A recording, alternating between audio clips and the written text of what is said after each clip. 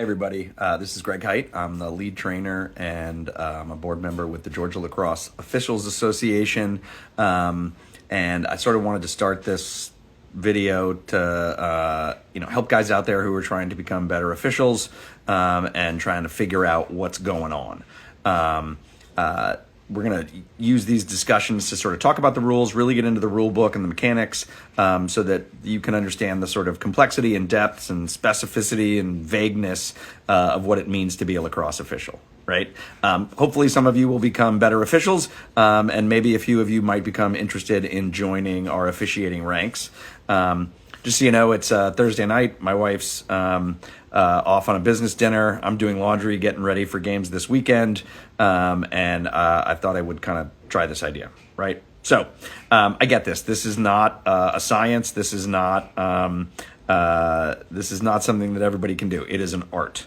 Okay, but the rule book is really important for us to understand. So I want us to start out with that. Some caveats. Hey, I'm not talking about anything but federation rules, and I'm talking about sort of varsity level games here, right? I'm not talking about youth rules, and I'm not talking about NCAA rules, okay?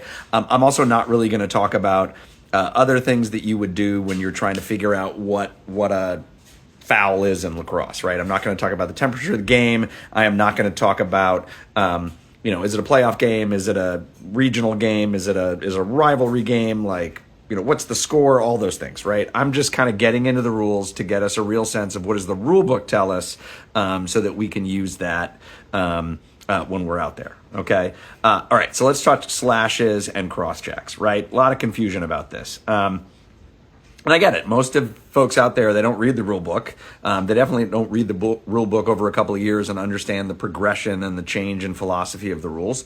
And they don't watch the videos and they don't sit in on training sessions. They don't watch videos like this. But maybe hopefully we can sort of, again, engage some of those folks, right? So, all right, say it with me, people. You can have contact to the head in the sport of boys lacrosse. That is, by rule, illegal. You hit something you're not supposed to hit. Arm, back, chest, leg, right, including contact with the head. And it does not necessarily automatically need to be a penalty, right? Again, contact to the head is not automatically a penalty in boys lacrosse, okay?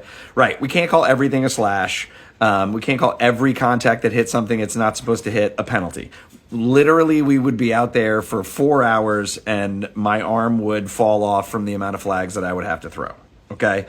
So there is judgment and subjectivity when we're talking about this stuff. Okay? Right? So the first question that I always ask myself when I'm talking about what is a foul, right? What is a foul? It is it's a personal foul, so we're talking about safety, right? These are serious fouls. Technical fouls we're worried about fairness. So I'm not worried about fairness here. I'm trying to determine whether we have a serious safety foul on our hands, right? Okay, so I'd also like to note that players are wearing mandatory equipment, not because we think contact might occur, but because we know contact will occur, right? That's why we wear arm pads and gloves and helmets and shoulder pads and all that stuff, okay? So, Greg, are you making this up? I don't believe you. It clearly says in the rule that contact to the head is illegal, right? So what do the rules actually say, right? The slash is, quote, referring to a deliberate vicious or something done with reckless abandon, right? A check for it to be legal has to have access to the epitome of that, or you're doing something that is deliberate, vicious, reckless, right, with abandon, then we're on to something here, right? We've probably got a penalty. Now, there are exceptions to when a slash happens, written into the rule book, right? Again, this is Rule 5-7. When a player uses a part of their body other than the head and neck to protect their cross and ward off the contact, in all cases, the player's gloved hand is considered part of the cross. Players can use their arms and back to shield the cross, and if a player is attempting to dislodge the ball and makes what might otherwise be considered illegal, we are going to let it go, right? This is a no call, right? Trying to get the guy's cross, and you whack him a little bit in the arm or the elbow or the hip, right? Doesn't automatically need to be a foul. You can say that it's not. You can have a no call, right? There's exceptions for a player in the act of passing, shooting, or scooping a loose ball. If you come up and you make what could be considered illegal contact, that's the exception, okay?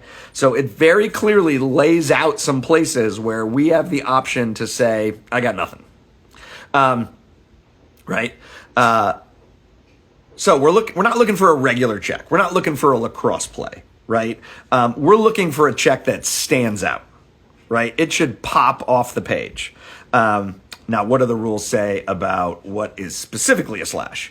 Rule 573, situation B, describes a defensive player striking the free arm of his opponent who is using it to protect his cross, right? So, you've got your arm out there and you're not committing a ward. And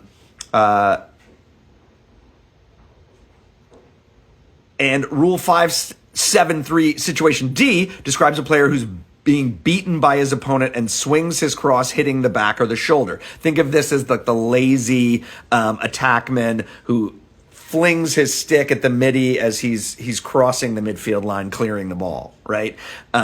That's a situation where the level of contact is going to be important, but that situation is something that we are specifically told to watch out for, right? So that makes it a lot easier call to make if you have illegal contact with that, okay? Again, these emphasize the need for contact to have reasonable access to the cross in an attempt to dislodge the ball. Again, we're not looking for something that's a regular lacrosse play that might go a little bit awry. What we're looking for is something that really jumps out. Remember the words that we use to describe these: violent, thrusting, vicious, deliberate, okay? That's what the rule book says. Now, can players use exceptions to the rule to get away with fouls? No. Two specific situations in the book. Think of the goalie making an outlet pass, and maybe he very forcefully comes down right on the top of a player who has scored 4 goals on him, right? This is laid out in Rule 573, situation A. But if you think that attempt to make a pass is legitimate, that can be legal. That's one of the exceptions. Again, passing is an exception to the slash rule. But if you think it's intentional, and here is, again, we're not talking about any other player. We're talking about the goalkeeper. So it's a very specific situation, right? You've got Rule 4.8, situation D here. That's where you want to look that up. Goalkeeper protections are not a license to foul anybody, right? Just because you're the goalkeeper doesn't mean you get to hammer somebody, right? And then there's the case of the defensive player repeatedly hitting the gloved hand of a player who's using it to block his cross, or on the gloved hand, right? You can't just hammer away. So you really got to be attempting to dislodge the ball and have access to the cross, right? Rule 573, situation B. Now let's talk about the new head and neck rule, okay? I think this is where a lot of the confusion is being exacerbated. Right, so say it with me. Contact to the head and neck alone is not sufficient for there to be a flag. I'm going to say it again. Contact to the head and neck alone is not sufficient to call a penalty, okay? The rules specifically address this, right? Now, as I read through this rule, I'm going to skip through Rule 5.4 Articles 3 through 5. They deal with body checks. I figured I would leave that out and talk about that some other time. Right? Last year, the only option for us, if you had, a cross check to the head and neck, so our definition of a cross check is thrusting, or violent, excessive slash to the head and neck. So again, we're looking for big hits here with the cross. We're not looking for just contact. It's very clear that we're looking for something big. The only option before was a 2-minute non-releasable.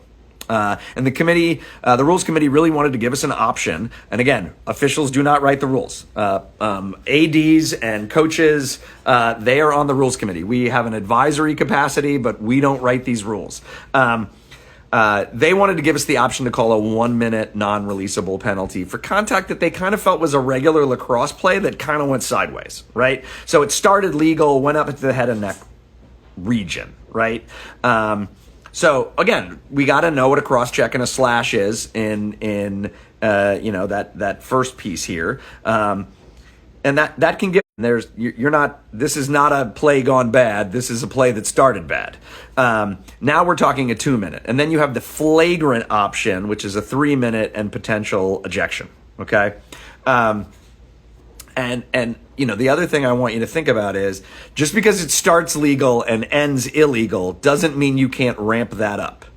Right. So if you really hammer a guy and it hammers straight up into his head, just because he started in a legal position doesn't mean he gets away with it. Okay. So again, this is why we are out there. We have a lot of judgment and a lot of options, but we want to understand what the parameters are here, right? Rule 542 situation and 571 specifically address the places where you can have contact to the head and it's a no call, right? I'm not making this stuff up. Right? They say contact alone is not sufficient for calling a slash, cross-check, or contact to the head and neck. Right? We are looking to penalize violent, aggressive contact. Okay? And we are going to allow lacrosse plays. In very simplified terms, these are the questions I think you need to ask yourself if you're trying to figure out which one of these you have. Right? First off, are we talking about a tap or a doink or a kaplow?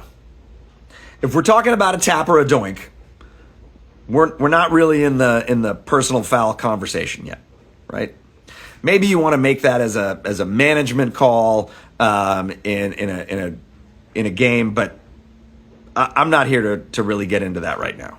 If it's a kaplow, let's continue. What exactly was the player doing? Right? Don't start with what the foul is. Start with what happened and then figure it out, because there are all these specific instances where we're supposed to call a slash, and there are also very specific instances where there are exceptions to calling a slash or contact to the head or neck or a cross check, right? So what exactly was the player doing? How hard was the contact? Where specifically did the contact occur, both on the field and against the opponent who you think may have been fouled, right? So I hope that gets you in the rule book, and I hope that helps you a little bit when making these calls. Hey, if anybody is interested in becoming an official, you can contact USA Lacrosse at usalacrosse.com, and they can put you in touch with somebody in your region who can get you on the path to becoming an official. If you are in Georgia, please visit galaxref.com, and you can click on becoming a lacrosse official, and we will make sure to reach out to you and, get you started, right? Hey, let me know your thoughts and questions. I look forward to the comments. I hope you guys are all having a great time, and I hope to see you out in the field.